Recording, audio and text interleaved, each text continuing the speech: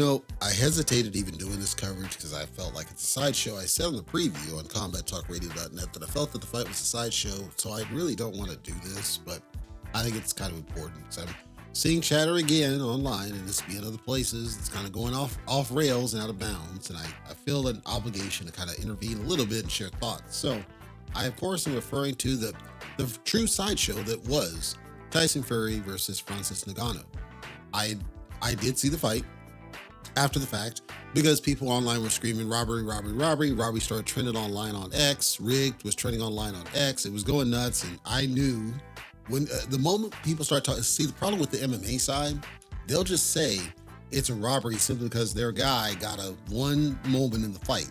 If I go back to Mayweather McGregor was arguably outboxing Floyd up until I'd say probably round 7-ish before Floyd decided to actually do something. Let's be honest here. Mayweather carried the damn fight because he had to extend it because he knew McGregor wasn't going to do shit. McGregor landed a shot. It didn't do anything to Floyd. Floyd was never going to lose that fight. Bottom line. I didn't expect a stoppage from Floyd. I didn't expect him to just literally walk him down as he did, bullied a significant larger guy. See, the MMA fans ignore that. They just say, no, look, McGregor won the first 6. No, the bottom line is your guy got knocked the fuck out after Floyd decided he was going to go ahead and do something. Even his dad in the corner just said, whenever you ready, whenever you ready, whenever you ready. And then Floyd got ready, started walking the man down. He was walking the bigger man down. McGregor got walked down by a welterweight, a career welterweight. That's what happened. Your guy got walked the fuck down. So then we go to Jake Paul and Nate Diaz, right? And then Nate Diaz, he ain't doing nothing. He didn't show up. He didn't do anything. It's just a joke. It's a joke of a fight. Absolute joke of a fight. Tommy Fury gets in there. Tommy Fury is fighting a YouTuber. This is Jake Paul. What happens? Jake Paul gets one drop on Tommy Fury. Other than that, he got outboxed the whole fight, and everybody screamed that Jake Paul got robbed. I covered that on the YouTube side. On and on and on, where their guy just gets a moment, and then all of a sudden it somehow overturns the outcome of the fight because one guy got a knockdown. That's not the way it works. It's not even the way it works in the UFC. So I don't know where that narrative is coming from. That's what I saw here, Tyson Fury and Francis Ngannou. So because the thing is, yes, Ngannou was showing boxing skill that was arguably decent. We're not going to sit here and say that Ngannou was looking like a world beater. I see people online talking about, he beats Wilder, he beats Joshua, he beats, come on, man. He beats anybody top 10. Come on, dude. Come on. Let's be honest. He looked decent. He didn't look great. What you saw was a crap looking Tyson Fury. And I don't just mean his body. I'm talking how he fought. He fought like crap because he probably took the guy lightly. You saw from the weight gain, this dude was flabbier than he ever has been. He's been flabby.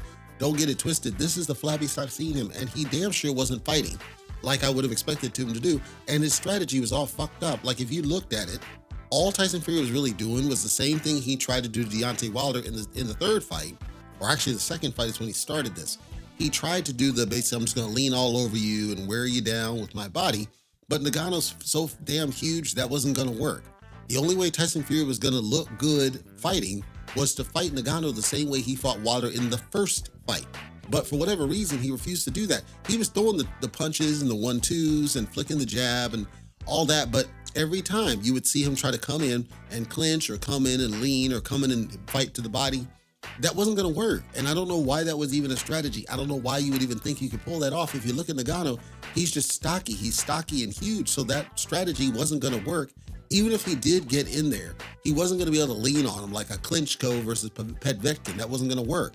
He had to literally just punch him at range and stay at range and just keep tagging him at range, just like he did against Deontay Wilder in the first fight. But for some reason, Fury had it in his mind he was going to do the same strategy against Wilder. So I don't know if it's just because he thought that Ngannou's just a bunch of power like Wilder is and figured he'd use the same strategy against this dude, but that's faulty. Wilder has bird legs. Ngannou has trees. Like, it didn't make any damn sense. That's really what everybody saw.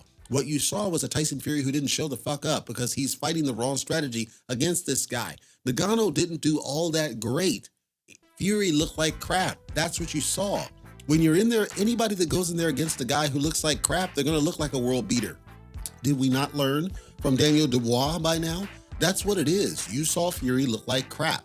As him looking like crap, it somehow made Ngannou look better. Theories are circulating online that this might have been strategic, that it might have been actually set up to make Ngannou look like an actual competitor, to get him in the game, and Fury might have taken not quite a dive, but might have put himself to be vulnerable to put Ngannou over. Do I believe that? No. I think Fury just took the guy lightly. I think Fury figured he would deal with him just like he did with Wilder. I think Fury didn't have train. I think Fury had the fucked up strategy. And as a result, people online don't understand what it is they saw. What you saw was a Tyson Fury who didn't show the fuck up.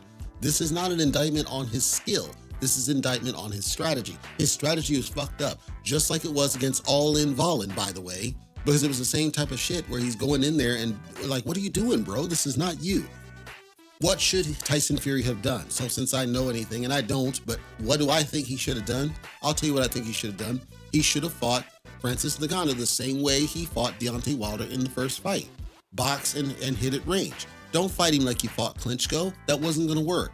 You knew it wasn't gonna work. Fight him like you fought Wilder the first time. Box a boring ass fight at range like everybody expected you to. Don't worry about clinching. Don't worry about going in there holding. Don't worry about getting close. Stay away from the power. Tag him at range, because when Fury was tagging at range, he was landing. He was landing the 1-2 more than I felt that he should have, because Ngannou's defense was decent, but Fury was able to get through the guards. So then keep fucking doing it. What the hell's the matter with you? I didn't see Fury excessively go to the body except when he went inside. Okay, fine. If you don't think you can go to the body, then don't go to the body. The problem is Ngannou had a rock solid chin, evident by the fact that Tyson Fury threw a beautiful elbow right on the chin and Ngannou kept on coming forward. So at some point, how about you try going to the body and see if it makes a difference? Ngannou actually was tagging to the body very nicely, which I think made the difference and was the reason he was able to get the knockdown against Tyson Fury that he did.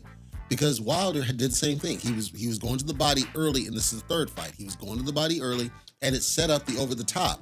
But the first is like, boom, it's a beautiful shot to the body, and it comes over the top and drops him in that third fight.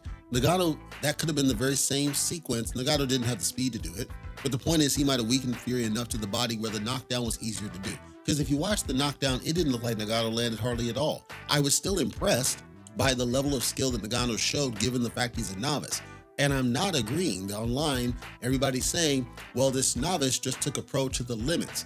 What happened is that said, quote, pro didn't show up like a pro because he damn sure didn't prepare for this fight, and it showed. That's what happened. It should not have gone to it. I don't mind it going to a distance. It damn sure shouldn't have been close, and it shouldn't have been that close. I would have expected Ngannou to win 1, maybe 2 rounds of the early rounds, Fury to adjust, feel him out, and then box at range. Just basically tag him at will, all at distance, never get close, never go in the pocket, because there's no reason to. This guy is a grappler. As a grappler, you know he's not going to let you clinch his ass. As a grappler, you know he's not going to let you lean on his ass. And as a hard puncher, you know he's going to eventually hit you with a bomb that's going to do something to you. Now, maybe Fury felt he could take the punches. This guy's trained by Sugar Hill Stewart. Sugar Hill Stewart knows this. So I don't know why what Tyson Fury did made any damn sense unless he was not listening to Sugar Hill Stewart. Do I think that Ngannou exposed Tyson Fury? No, I don't. I think Fury exposed Fury because Fury didn't show the fuck up and he didn't train for this crap hardly at all. And his strategy was jacked up. If he had fought like this that we just saw, if he had fought like that against Deontay Wilder, it would have worked. He'd have blown him the fuck out because Wilder has bird legs. That strategy would have worked against Deontay Wilder. It wasn't going to work against somebody who's basically all muscle with tree trunks for legs. None of it made any sense. And that's what people are not admitting to themselves. Ngannou did not show excessive skill over Tyson Fury. Ngannou simply fought a smarter fight than Tyson Fury, which should not have happened. And it tells you that Tyson Fury wasn't in the right fucking mind coming in this. Whether that's because of personal reasons or just because he took the guy lightly, I don't know. All I'm telling you is this was not the version of Tyson Fury that was going to be able to easily beat this man like he should have. He didn't take it seriously. And look, he got paid a big check just to fight in Saudi. Maybe that played a factor. The whole scene, talking about the fight being signed against Usyk, and then the management coming out saying we really didn't want to announce this because we don't know what's going to happen against Ngannou. Yeah, and then now they're saying, well, shit, Fury took so much damage, maybe we can't have the fight with Usyk. Maybe it's got to be pushed back. Maybe Fury's got to run it back with Ngannou. If I'm the management on this, I would not go forward with an Usyk fight for 2 reasons. Usyk looked like crap against Dubois. Sure, it's not that. Fury's got to run that back. Fury has to redeem what the fuck just happened. Fury's got to prove that that was a fluke and he didn't show the fuck up, just like he did against Wilder. Because remember, in the first fight against Wilder, after he was getting bombed. Now, he won every round, even the rounds he got dropped. But the point is, he took his eyes off the prize. He gets dropped against Wilder and lets it go to a draw that it really shouldn't have been a draw. It was the same thing. Now run it back against Ngannou. That's what I'd have done. Run it back against Ngannou. Do it in Saudi and get another big check if you got to. Show up and actually prove that you're not just a fluke and that was an actual legit performance from Ngannou, or it was not. But show us. Do a rematch. I would not do the Usyk fight. I know why they're talking about the Usyk fight. Do an undisputed, unify the titles, and I actually support this. Here's the thing, though. How do you sell that, man? How do you sell that, given what we saw from both guys? How do you sell that fight at this point? That fight's not going to sell shit.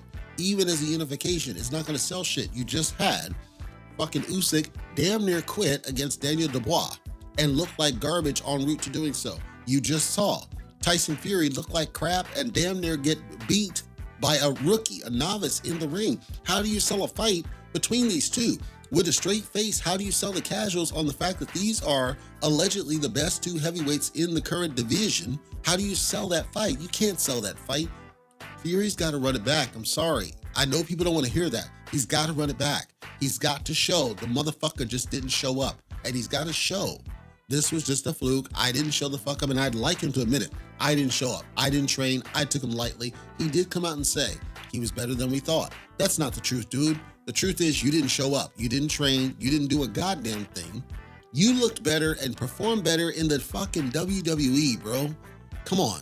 You're lying to the fans. You're lying to the people, and that's a disservice to them. And I'll say this. If you're a fan of Tyson Fury after that performance, I don't know what to think, because I damn sure would not support him with my money after what he just did. Not even the fact that he lost. I'm fine if you lose and you go down swinging and you showed up at your peak and you just got bombed out. I'm fine with that. Like Blair Cobbs against Alexis Rocha. I'm still a fan of Cobbs. Even though he got bombed out, he showed up and he did the hardest he could and he went down swinging. I can support that. I can't support a narrative where the dude just doesn't show the fuck up and then takes an L. It's not even the fact that it's a rookie. We've seen time and again with guys like rookie Clay the eye test killer Collard. He was up there. He came over from the other sport and he was knocking dudes out and taking O's. Nobody expected him to, but these guys went down swinging. It wasn't like this. All I'm saying is, if you support him. I would not, and I will not, because that's crap. It's crap that we know for a fact he did not show up. We know for a fact he should not have been taken to the stretch by a rookie. But even if you do get taken to the stretch by a rookie, at least if I see that you showed up in peak form and you're fighting as hard as you can and you just get outgunned, that's fine. If I see that you're like in your 30, 37, 38, 39, 40, and that happens, that's fine. But not what I see and not what I saw is not acceptable to me. So Tyson Fury does get the W in a very close, that should not have been close, fight where he gets dropped by a rookie, somebody who had not boxed before, somebody who's a striker in MMA, but he had not boxed before. And Ngannou himself came out after and said, okay, now I know I can do this. That tells you where his mind was at. He wasn't sure that he was going to be able to do this. He wasn't sure he was going to be able to beat Tyson Fury until after it was all wrapped up. You got a guy who wasn't even confident he could beat Tyson Fury, goes in there and does an amazing performance against Tyson Fury when he wasn't confident in his own mind. What does that tell you? It tells you Fury didn't fucking show up. That's what it tells you. And to me, that's bull. It's bull that Fury would do that. Can you imagine fucking Deontay Wilder in that situation where he just doesn't show up and doesn't even half fucking try? Can you imagine, like Berman Stavern in the rematch, he just didn't even try because he knew he was beat. No, that's not acceptable. You should not support these fighters. I'm sorry, it's not acceptable.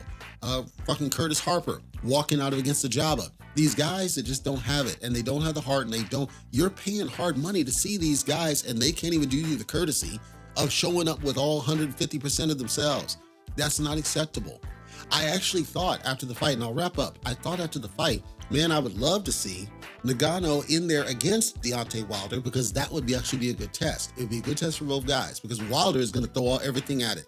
He's going to go out on his fucking shield. He's already proven that to you. Fury didn't go out on his shield. Fury went out like a bum because he didn't show up like he was supposed to. Wilder would actually show up. Wilder would fight as hard as he fucking can, even if he did get beat.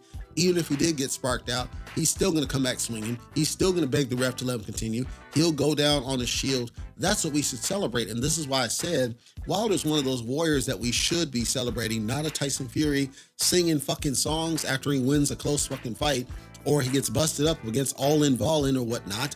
We need to celebrate the real warriors who actually are trying to earn your money and they go out there and they put it all on the line. Tyson Fury didn't put it all on the line. He half-assed it because he knew he already had your damn money. And he made you look like a sucker, and you're supposed to be a fan, that he's supposed to respect and he's supposed to be fighting for you, and he's not fighting for you, he's fighting for himself.